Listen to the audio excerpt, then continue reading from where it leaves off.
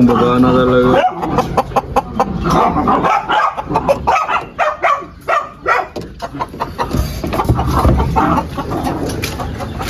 Saan ba yung isa?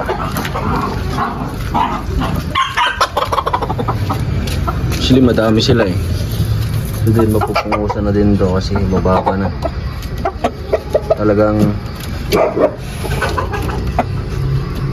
di nakita yung isang mata dyan eh. Kasi nakaganito yung cam natin guys, kaya hindi makita. Kung nakaganon, straight. Ito din.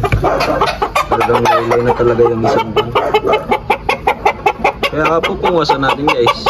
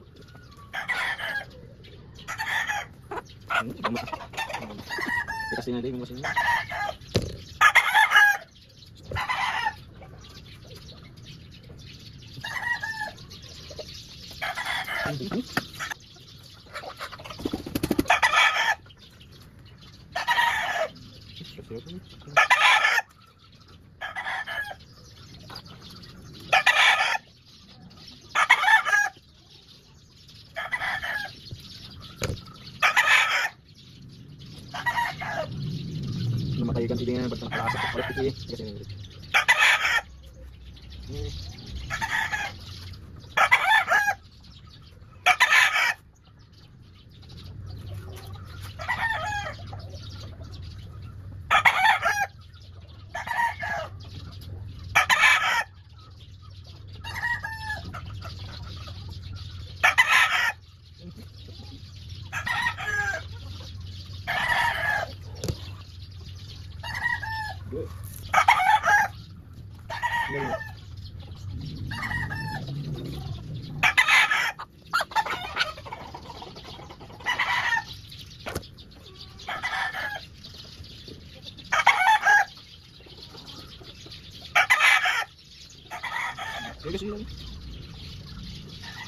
dalam belas ni bro. Enggak.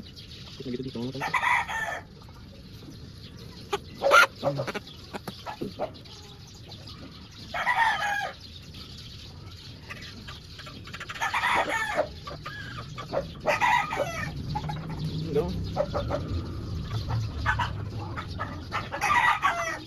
Malam-malam tadi.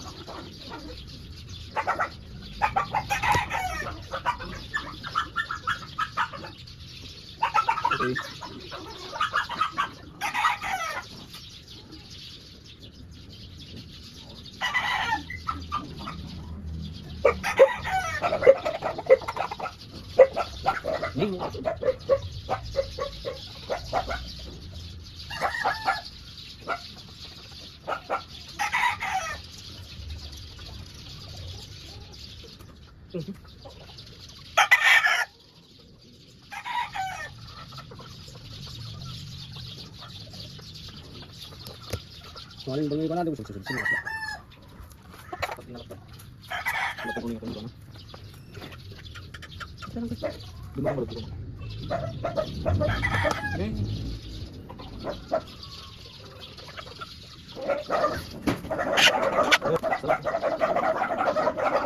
So dito nga mga bossing, katatapos ko lang pungusan yung mga stags natin kasi talagang karamihan sa mga manok natin ay talagang laylay na yung mga palong nila. So nag-research ako mga bossing bago ko sila pungusan, nag-research ako yung nabasa ko at nakita ko din sa mga vloggers at mga sikat na talagang nagmamanok. Talagang nakakasama daw yung laylay na palong kasi nakakasama sa mata, concentration ng manok natin. May nabasa din ako na nakakatuling daw kapag laylay na yung palong at matagal na hindi pinupungusan. Kaya nag-decide na ako mga bossing na pungusan silang lahat, yung mga laylay na, yung mga may laylay na palong. So ayan mga bossing, after 2 weeks naging maganda naman yung result. Maganda yung pagkapungos ko, talagang solid, talagang walang mababakas na. Actually mga bossing, hindi talaga ako professional sa pagpungos, pero talagang nagpupungos na din kasi ako since bata pa ako, nung may mga manok pa ako noon na medyo maganda naman. Yun, ako din yung nagpungos sa mga manok ng lolo ko noon, kaya ayun, maganda naman yung pagkapungos natin. After 2 weeks nakita ko na nag-heal na yung mga sugat nila. At ayun, papakita ko mga lodi yung mga ngayon, yung video nila ngayon, talagang sobrang clean cut mga bossing, sobrang pogi na nila ngayon.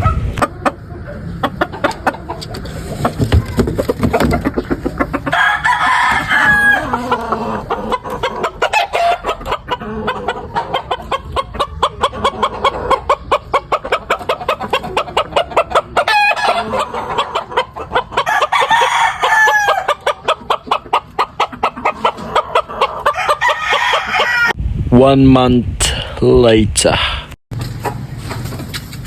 2 weeks after. Maganda na yung kuwan na bossing.